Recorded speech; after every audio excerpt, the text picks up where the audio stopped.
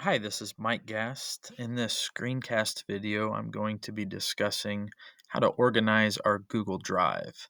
So, first of all, this is my Google Drive that is specific to my account. So, your drive will look different than mine, obviously.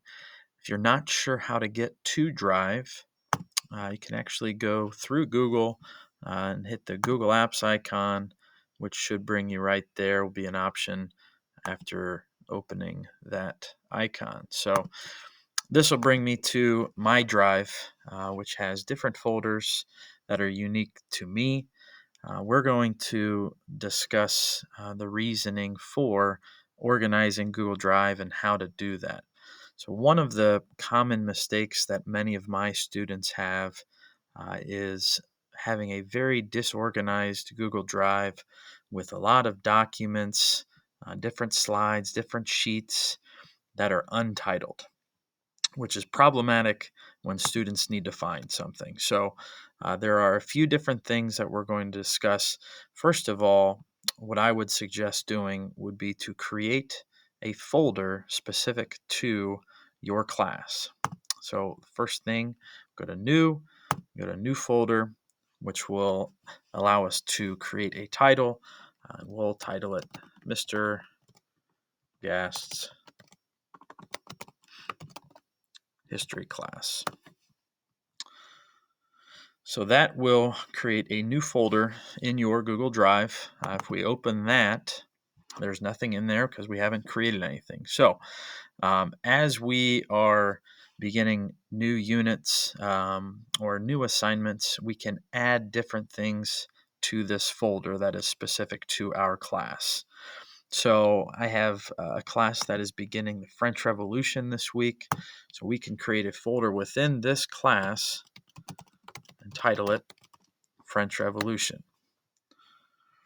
So that creates a folder within our classroom folder. So again, we start with my drive within our classroom, and then the topic of study, which again this week will be French Revolution. If we open the French Revolution, we can now create different Google Docs, different presentations through slides, and potentially spreadsheet using Google Sheets. So what we're going to do is create a Google Doc. And again, there are some issues having a lot of documents that are untitled. So one of the first things that we can do is go to the title in the top left corner of this Google Doc and give this document a title. So one of the things that we're going to do this week is a simulation. So we can title this French Revolution Simulation. So there it will be saved to our drive, and it will show up within our French Revolution folder. So if we need to come back and navigate to our class and to French Revolution specifically, we'll go to Mr. Gast's History Class, the unit of study, which will be French Revolution, and we'll know exactly what we're looking at and looking for, which would be this French Revolution document, which obviously we have not began yet. So the big reason for this is to stay organized, to be able to find our work as we are going back to it, and to avoid, again, any issues where we have multiple untitled documents and we're spending an entire class period searching through different untitled documents looking for our work after the fact. So hopefully this is helpful.